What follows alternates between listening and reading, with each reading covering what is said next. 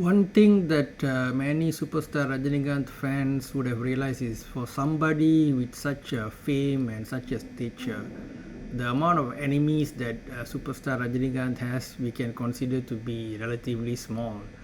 But they do exist, as anybody who follows the media would quite well know. So, back in the day, during the early days, as you can see this face here, his competitor, Mr. Kamal Hassan. Kamal fans were one of a big group of antagonists for Superstar back in the early days. And they got a very interesting frenemy relationship. Kamal did somewhat bully Superstar during his early days when Rajini went and sat in producers' offices to look for opportunities. Kamal would just casually drop by, look around, start talking to people, and Rajini would get anxious whether this guy is, trying to take up the opportunity that Superstar is hunting for. So Superstar was considered an outsider. He was from another state, and Kamal was a star in Kollywood since his youth, and so he was supposed to be the undisputed big time hero, the homegrown hero.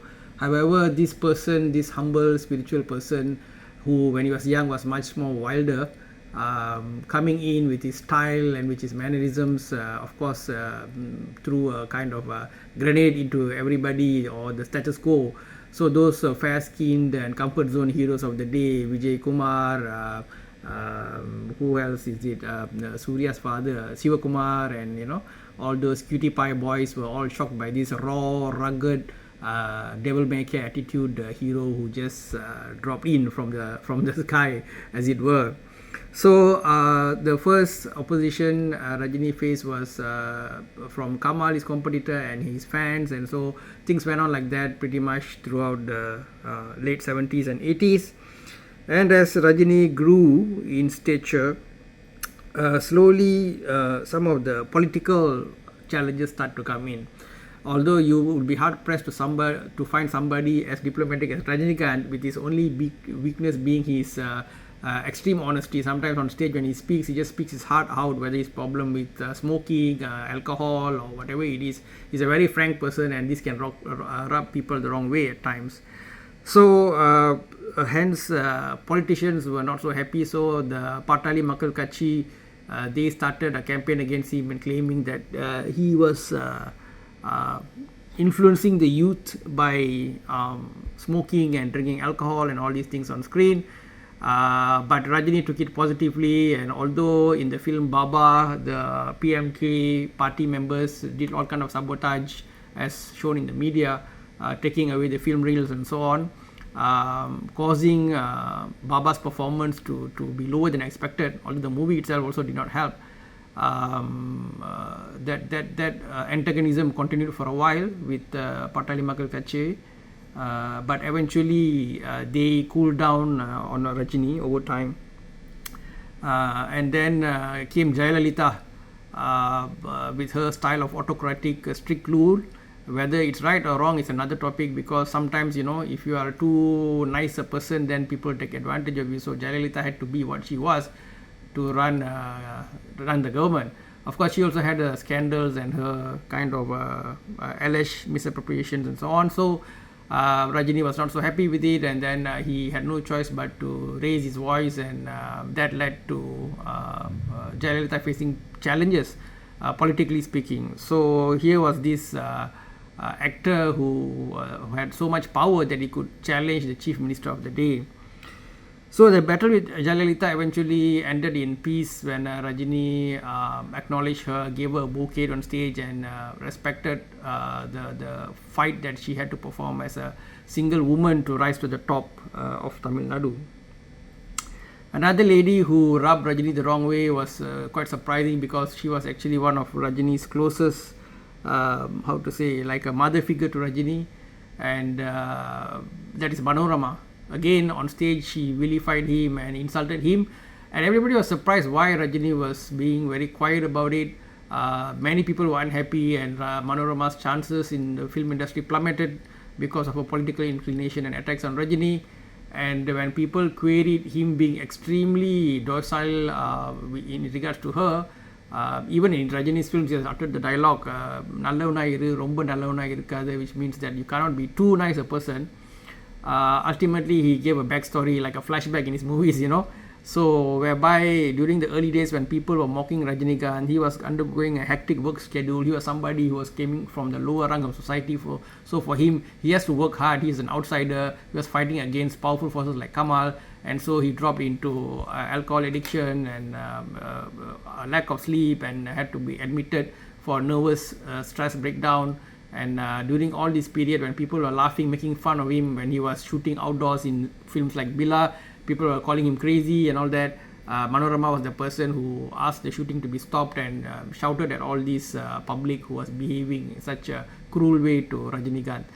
So sometimes people hide under the public guise and start bullying people. So unless somebody stands up to them, they will continue their behavior. So this good karma by Manorama was in Rajini's heart for many years, and so even later when she went in a wrong way, Rajini was patient and in fact gave her an opportunity to come back up by giving her a chance in his films like Arunachalam. So that's how Rajini's heart is. Other subsequent enemies are people who thought they were great, just like Kamal overestimated him. Kamal is a legend, there's no doubt about it, but Kamal does have some issues with ego and overconfidence, and of course, yeah, people on the top do tend to have that. So Rajini is suddenly coming in and just wowing the crowd with just a simple walk, versus all the makeup that Kamal had to do inevitably did create discomfort in him. So that's why they are frenemies. So with all due respect to Kamal as a big hero in his own right. So the newer groups like Satyaraj, Sarath Kumar always were trying to play the frenemy game. Rajini was always maintaining his center, and if needed to act with them, he had no issues. In fact, he did narrate a story to Sarath Kumar himself. If you guys managed to see that interview, you can see that was a very interesting story. In fact, I really wonder why Superstar did not join forces with Sarath Kumar, because the story was told by Superstar to Sarath Kumar about two police officers. In fact, he gave it in such detail that he told Sarath Kumar how the opening scene would be, how the introduction would be on both of them, and it was like a 10-minute narration. It was so awesome. So as many people have said, including Parthiban and so on, Superstar has a great sense of script writing. He is a good director himself. However, he, as I say, he's a very humble person. So unlike Kamal, who tries to be the director, be the producer, be the everything, Rajini does it in a much more smaller scale, much humble way. So you won't see much. Only certain movies occasionally he produced, like Maviran, and there was another one with the girl Priyamani as the heroine. So he made that. So Rajini still has a lot of untapped potential, so his humility can sometimes go against him. And yet again, we saw Sarath Kumar's home function, marriage function. Rajini went despite Sarath Kumar sort of mocking him by saying that Vijay is the next superstar on stage. Now, some conspiracy theories say that people like Vijay Abhishek say that all these people, there's like say about 2,000 of film industry stars, they are all appearing to fight, but they are not fighting actually, because it's just like WWE wrestling, right? You got all these performers like the Hulk Hogan, The Rock, Stone Cold Steve Austin, all these people who appear to be Undertaker, to be fighting on stage, and yet behind the scenes they're just friends. They do the fighting so the fans get excited and tickets get sold. So if you believe that conspiracy theory, maybe all these I'm coming to the latest enemy of Superstar, just like in his movie, somebody who admired him and somebody who he encouraged in their initial phase in cinema, one of the Nepo kids, which is Joseph Vijay, he became the latest person to antagonize him, and so Sarath Kumar sort of laid the groundwork for that. So now the question is whether Superstar Rajini versus Joseph Vijay, is it a manufactured antagonism by the film fraternity to create excitement and drive ticket sales, or is it a genuine friction between the two? That we leave for the viewers to decide and to comment whether which is true. However, Rajini, it seems, did not harbor any ill feelings at all to Sarath Kumar, and in fact went for his house's wedding, right? And even he allowed Satyaraj to act in a new movie called Coolie. So this is the story so far. But maybe this kind of big heart by him is one of the reasons why God always seems to be with Rajini, although God does test him a lot of times, whether he stands on the right side of karma. Vijay seems to be moving away to politics. There's a whole industry, a whole big media group claiming that Vijay is much more of a better box office star than Rajini. How much is true, how much of it is media manufactured propaganda, because now people say you pay money, you can get the media to say whatever you want to say.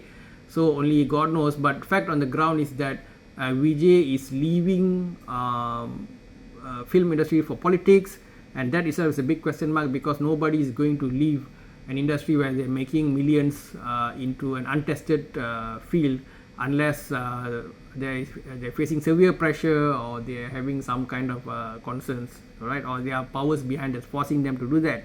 So there are lots of conspiracy theories from BJP influencing him, that if you don't cooperate with them, he might get income tax raids. Again, I'm saying all these are just conspiracy theories.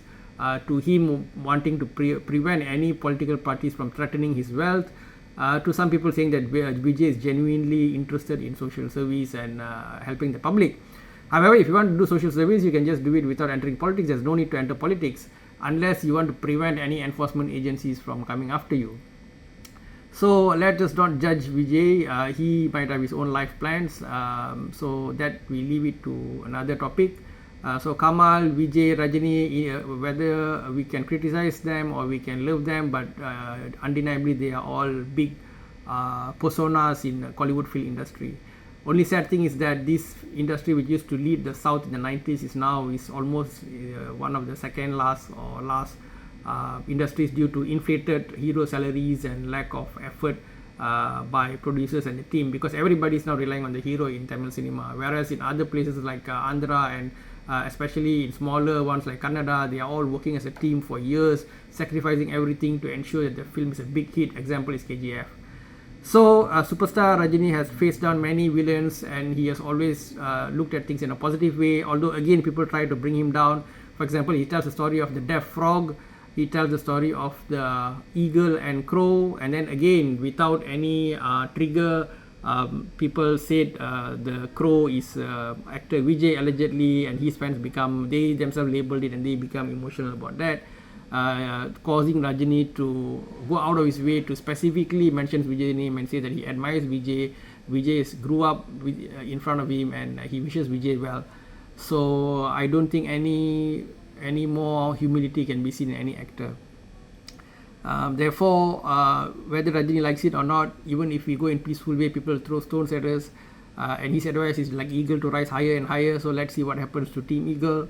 Let's wish Team Rajini the best, and let's see what other new enemies, non-film enemies, that come and confront him in the future. It's part of life. Maybe that's what keeps the eagle flying higher and performing better. Okay guys, thank you. Share any enemies we missed out in the comment section. Take care, bye bye.